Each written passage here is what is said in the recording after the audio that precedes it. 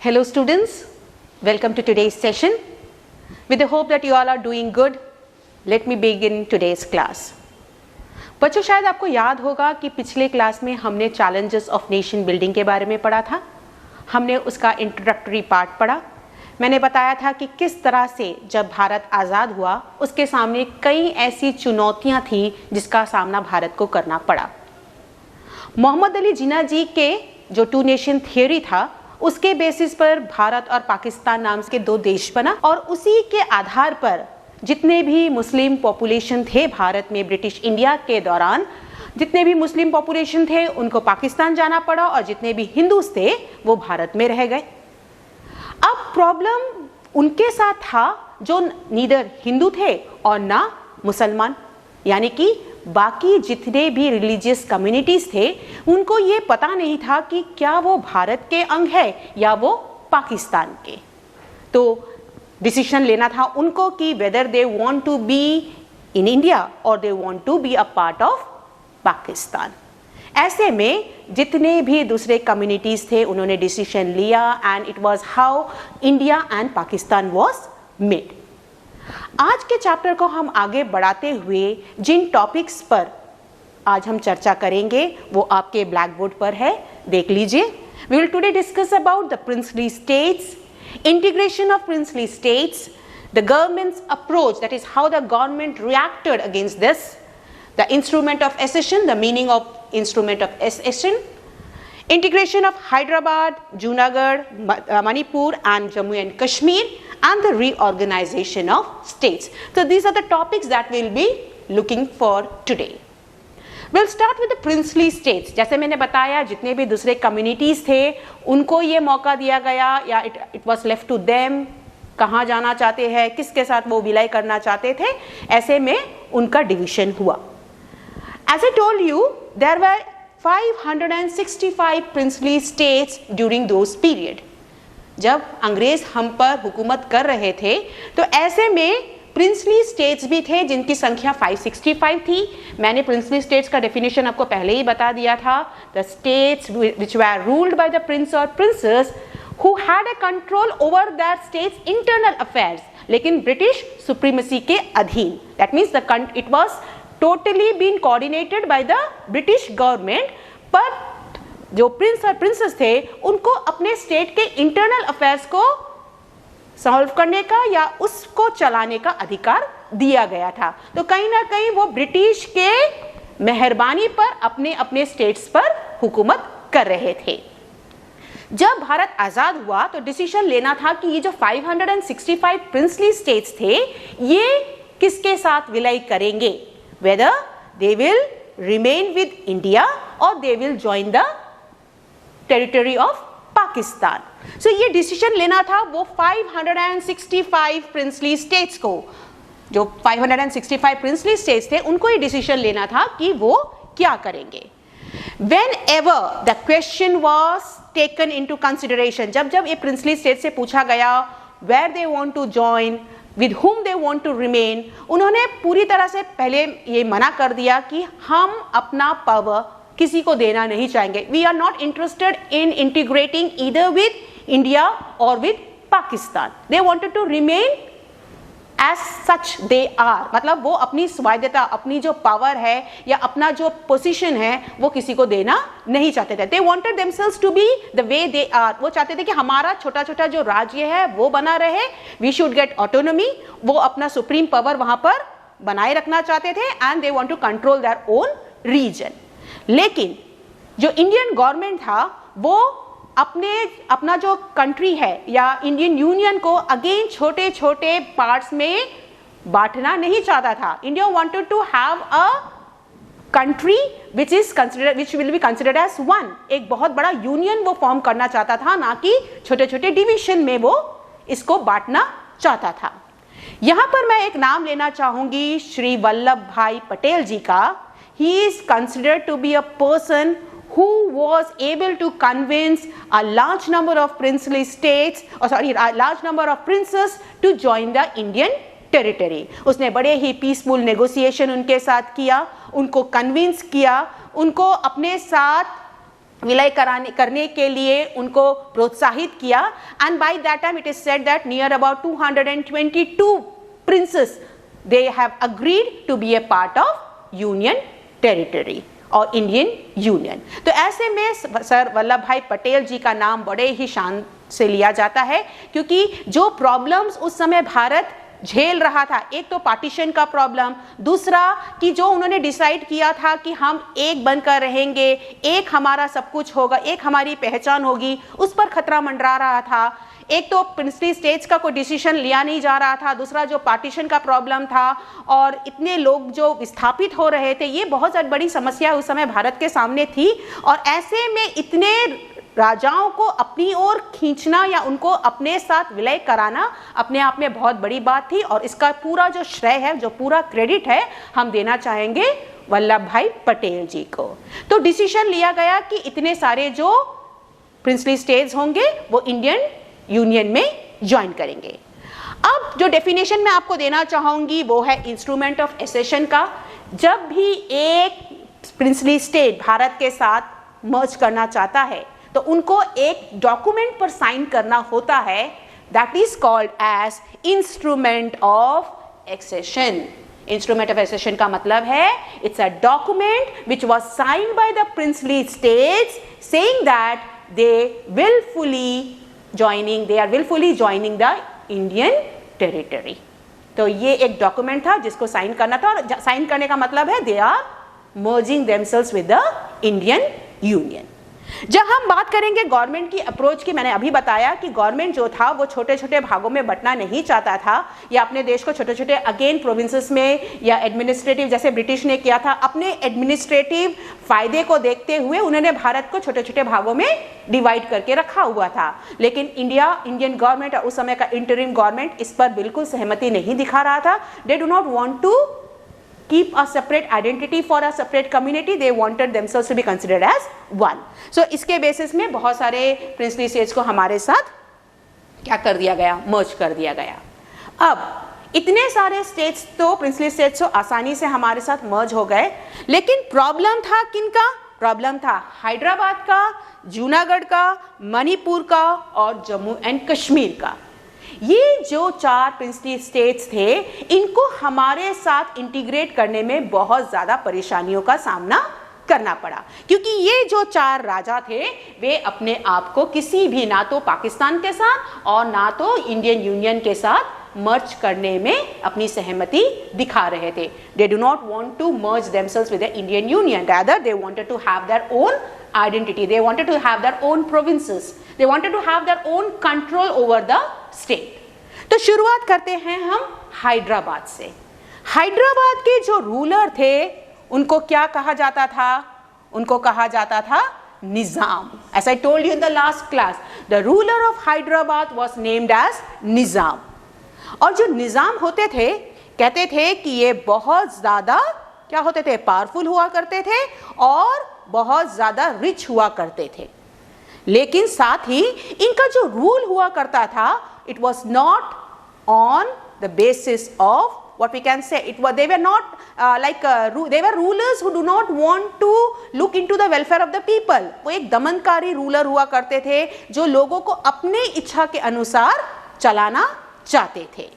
लेकिन जब हैदराबाद के लोग निजाम के हुकूमत से, when they were not able to resist the what we can say the dominating power of the Nizam, they started agitating against him। उन्होंने अपनी आवाज़ उठानी शुरू कर दी, क्योंकि जब हम इंडिया से कंपेयर करते हैं, people know that India always wanted to have a democratic setup. उनको मालूम था कि एक ऐसा सिस्टम इंडियन यूनियन में चल रहा है जहां पर हर व्यक्ति को ये अधिकार दिया जाता है कि वो अपने देश के कामकाज में भाग ले, हर व्यक्ति को इक्वालिटी के नज़र से देखा जाता था। एवरीवन हैड दैट लिबर्टी, है ना। तो ऐसे में जो हैदराबाद के लोग थे उन्होंने भी अपने लिए ऐसा ही कुछ मांग किया।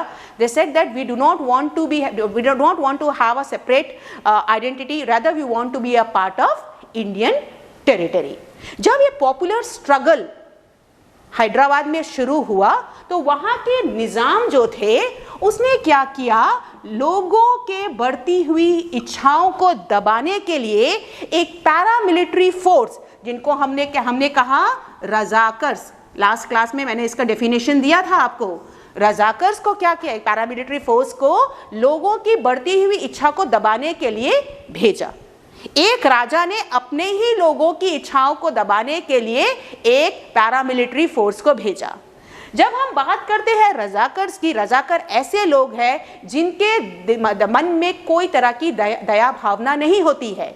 ये अपना बात बनवाने के लिए किसी भी हद तक जा सकते हैं। When they went to Hyderabad to suppress the demands of the people, उन्होंने लोगों के साथ जिस तरह से अत्याचार किया उसके बारे में अगर मैं कहूँ तो आप भी अचंभे में रह जाओगे। They went for sexual abuse, उन्होंने पूरी तरह से उनको लूट लिया था, कितने लोगों को उन्होंने मार दिया था। तो ऐसा था उनका अत्याचार अपने ही लोगों के ऊपर, किसके कहने पर, निजाम के कहने पर।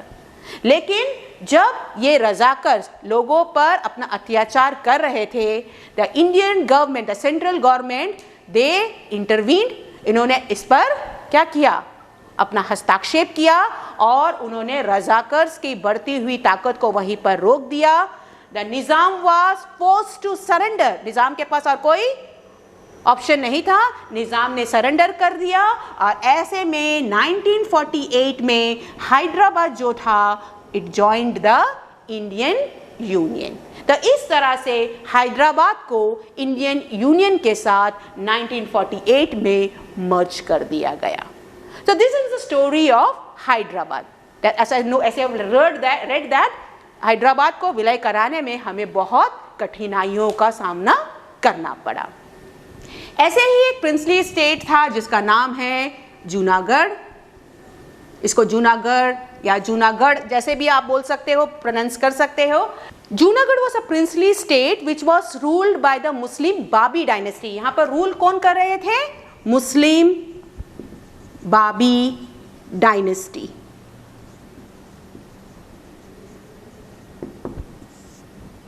और ये जो मुस्लिम बाबी डायनेस्टी था, ये भी लोगों की इच्छाओं को किसी तरह का महत्व नहीं दे रहा था। They were also like suppressing the demands of the people. और तभी लोगों ने इस डायनेस्टी के खिलाफ अपनी आवाज बुलंद की। They wanted themselves to be a part of union territory, Indian Union. They do not want to have a separate identity, or they do not want to have a separate state. Rather, they said that we want to have a democratic setup, and for that we will be happy to be a part of Indian Union. तो ऐसे में जूनागढ़ के लोगों ने क्या किया, again they agitated against the government, and इस तरह से जूनागढ़ में को भी 1948 में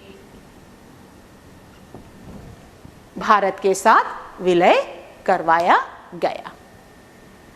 प्रॉब्लम फिर आई किसके साथ, मणिपुर के साथ। मणिपुर जो था, it was again ruled by a prince name बौद्ध चरण सिंह।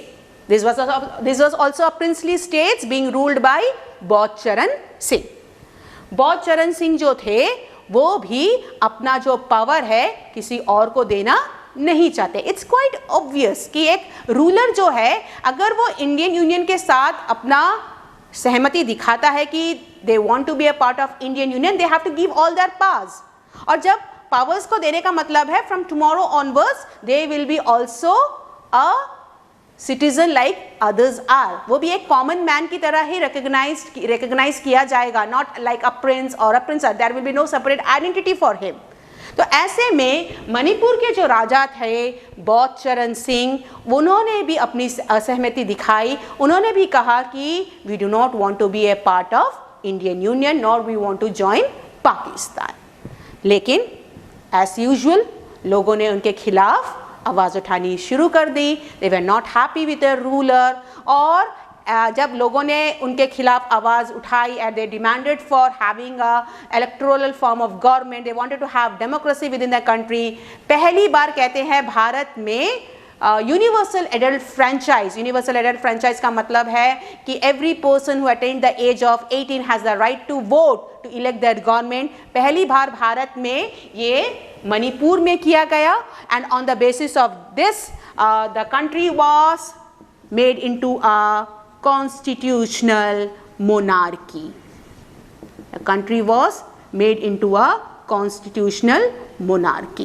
Constitutional monarchy का मतलब होता है the head of the country will be the monarch, the king, and all the law making powers will be in the hands of the elected government. तो ऐसे में मणिपुर में सबसे पहले मैंने बताया कि यूनिवर्सल एडल्ट फ्रेंचाइज के बेसिस में इलेक्शन करवाए गए and the country was made into a constitutional monarchy. लेकिन बाद में इनको भी भारत के साथ या इंडियन यूनियन के साथ मर्ज कर दिया गया। It was again during 1949 when Manipur was aligned with the Indian union. तो इस तरह से हैदराबाद, मणिपुर और जूनागढ़ को भारत के साथ शामिल किया गया। सबसे बड़ी जो प्रॉब्लम आई वो थी जम्मू एंड कश्मीर का। लेकिन जब मैं बात कर रही हूँ मणिपुर, हैदराबाद और जूनागढ़ की, जब मैंने गवर्नमेंट का अप्रोच किया था, मैंने गवर्नमेंट के अप्रोच की बात की, मैंने कहा कि गवर्नमेंट जो था वो अगेन छोटे छोटे भागों में भारत को बांटने में इंटरेस्टेड नहीं था। At the same time the government ensured, उन्होंने एश्योर किया लोगों को कि अगर आप हमारे साथ शामिल होते हो we will be giving you some special powers. वो उनको स्पेशल ऑटोनॉमी देने के लिए राजी थे। उन्होंने कहा कि आप हमारे साथ विलय कर लो एंड इसके बदले में हम आपको कुछ स्पेशल पावर्स या ऑटोनॉमी देने के लिए तैयार है। तो जम्मू एंड कश्मीर की अगर बात आई थी, गवर्नमेंट जम्मू एंड कश्मीर जो था उसके जो राजा थे हरि सिंह, वो भी अपने आप को किसी भी यूनियन के साथ शामिल नहीं करना चाहते थे। He was not at all interested to be a part of Indian union और they are not interested to be a part of Pakistan even. तो ऐसे में जम्मू एंड कश्मीर को भारत के साथ मर्ज करने में बहुत ज़्यादा समय लगा। इसके बारे में शायद मैंने पिछले क्लास में आपको बता दिया था कि जम्मू एंड कश्मीर जो था उसको कुछ स्पेशल पावर्स दिए गए थे। They were having special powers of having making their own constitution. उनका जो अपना गवर्निंग बॉडी था वो अलग था। लेकिन आपको पता है कि फ़िलहाल very recently all those powers were taken and now Jammu and Kashmir is been recognized as a single as like other parts of Indian Union। जितने भी उनको स्पेशल पावर्स दिए गए थे जम्मू एंड कश्मीर का वो हाल ही में उनसे ले लिया गया एंड आज जम्मू एंड कश्मीर जो है वो बाकी जितने भी हमारे स्टेट्स या यूनियन टेरिटरीज है उसके बेसिस पर वहाँ पर हमारे सेंट्रल गवर्नमेंट का कंट्रोल चल रहा है। तो जैसे जैसे इन लोगों ने अपनी मांगे उठानी शुरू की, जैसे जैसे वहाँ के लोगों ने अपने लिए एक अलग ऑल्टरनेटिव खोजने की शुरुआत की या खोजना चाहा, तब तक गवर्नमेंट को ये आसानी हो गया, गवर्नमेंट के लिए आसान हो गया था कि वो उन लोगों की इच्छाओं को पूर्ण करते हुए उन्हें अपने साथ मर्ज करवा दें। लेकिन जब भी एक प्रिंसली स्टेट भारत के साथ या इंडियन यूनियन के साथ मर्ज किया, दे साइन दैट एग्रीमेंट और sign that document which was known as instrument of accession. तो this is how the integration of Hyderabad, Junagadh, Manipur and Jammu and Kashmir has taken place. Now let us look into the last part of the topic, that is the reorganization of states. कहते हैं स्वतंत्रता संग्राम के दौरान जब we were struggling for independence during national movement, हमारे जो leaders थे उन्होंने कहा कि जब भी भारत आज़ाद होगा तो हम क्या करेंगे, भाषा के आधार पर देश का बंटवारा, राज्य का बंटवारा करेंगे। We will divide the state on the basis of language। तो लैंग्वेज के बेसिस में हम लोग अपने स्टेट को डिमार्केट करेंगे। लेकिन आज़ादी के बाद जब हमने पार्टीशन का जो प्रॉब्लम है उसको झेला, तब हमारे जो लॉ मेकर्स थे उनको लगा कि भाषा के आधार पर अगर हम लोगों को बांटेंगे तो लोगों को फिर एक बहुत बड़ा धक्का लगेगा, क्योंकि अभी उन्होंने पार्टीशन का जो दर्द है उसे झेला। रिलीजन के बेसिस में हम लोग ने हिंदू और मुसलमानों का या बाकी जितने भी रिलीजियस कम्युनिटीज़ थे उनको डिवाइड किया, उसका दर्द अभी भी लोग भूल नहीं पाए हैं। और ऐसे में अगेन लैंग्वेज की बेसिस में अगर हम लोगों को डिवाइड करेंगे तो ये शायद सही समय उसके लिए नहीं है। दूसरी उनके सामने ये चुनौती ये भी थी कि जो प्रिंसली स्टेट्स थे, मैंने जैसे बताया कि 565 प्रिंसली स्टेट्स थे, उसमें से कुछ ऐसे स्टेट्स थे जो किसी के साथ विलय नहीं होना चाहते थे, तो इनका भी डिसीजन अभी तक पेंडिंग था कि क्या होगा, क्या करें हम इनके साथ। सो ये जो दो मुद्दा था, इसके वजह से आज़ादी के तुरंत बाद भारत को लैंग्वेज के बेसिस में डिवाइड करने का जो हमारा प्रपोजल था उस पर हमने थोड़ा सा क्या कर दिया था, we had a control on that, हमने उस पर अमल नहीं किया। लेकिन धीरे धीरे क्या हुआ, कहते हैं कि जब हमने शुरुआती तौर पर भारत को डिवाइड किया तो उस समय हमारे पास कितने स्टेट्स थे, there were 14 states and 6 union territories. हम लोग ने क्या किया, डिवाइड किया द स्टेट, हम लोग ने क्या बोलेंगे, लिंग्विस्टिक बेसिस को हम लोग ने मान्यता नहीं देते हुए during the very initial period India was divided into 14 states and 6 union territories.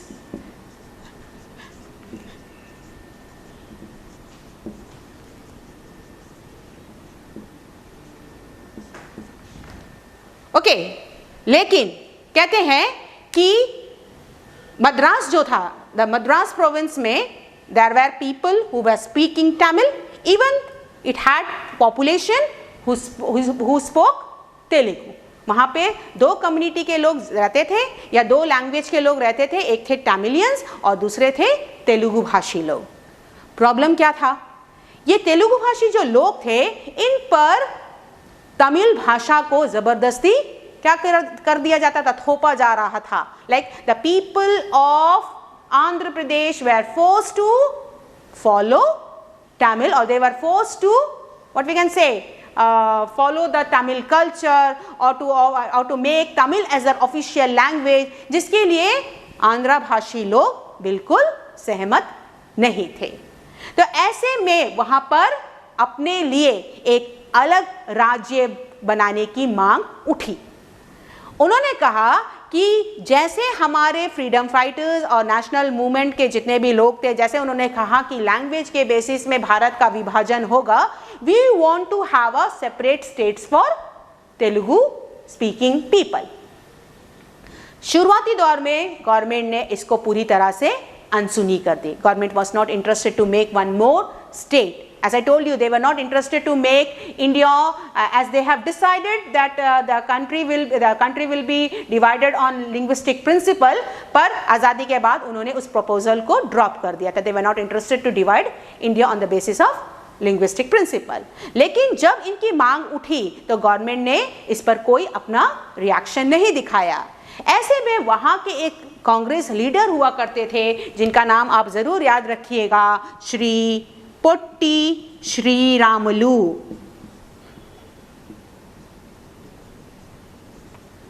Potty Sriramulu एक कांग्रेस लीडर हुआ करते थे। इन्होंने क्या किया, आंध्र प्रदेश नाम से अलग या तेलुगु भाषाई लोगों के लिए एक अलग राज्य बनाने की मांग इन्होंने उठाई और उसको पूरा करने के लिए he went for a indefinite strike। वो एक 56 days के लिए he went for hunger strike।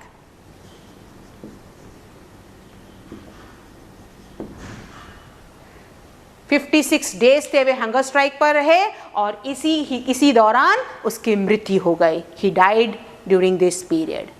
जब इनकी मृत्यु हुई, यहाँ के लोगों ने गवर्नमेंट के खिलाफ अपनी बगावत शुरू कर दी। They agitated against the government and government was forced to separate the Telugu speaking people from that of the Madras provinces, making Andhra Pradesh as a separate states for Telugu speaking people। तो इस तरह से Madras province से अलग होकर आंध्र प्रदेश नाम का एक राज्य बना। जब आंध्र प्रदेश को अलग हुआ देखते हुए बाकी जितने भी मैं कहूँगी लैंग्वेज के लोग रह रहे थे, which were force to remain in one particular state though they had different language, तो इन्होंने भी अपनी जो इच्छा थी उन्होंने जाहिर करना शुरू किया।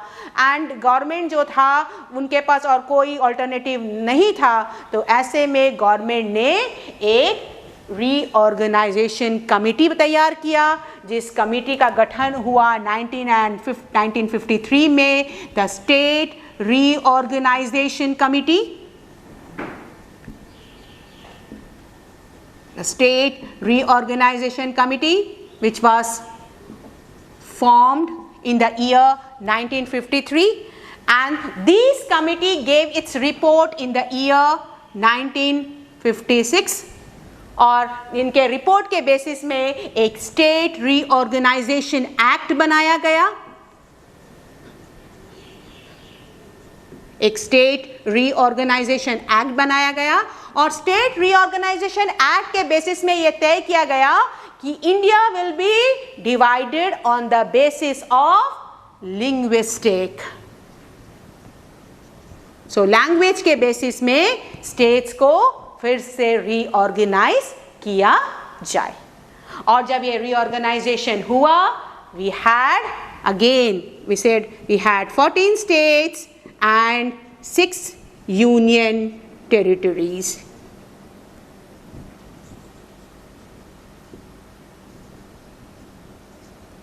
And today, as you know, we have 28 states and 6 UTs. है ना? शुरुआती दौर पर 1956 में जब स्टेट रीऑर्गेनाइजेशन एक्ट बना, इसमें सीधा ये बता दिया गया कि भारत को लैंग्वेज के बेसिस में डिवाइड किया जाएगा।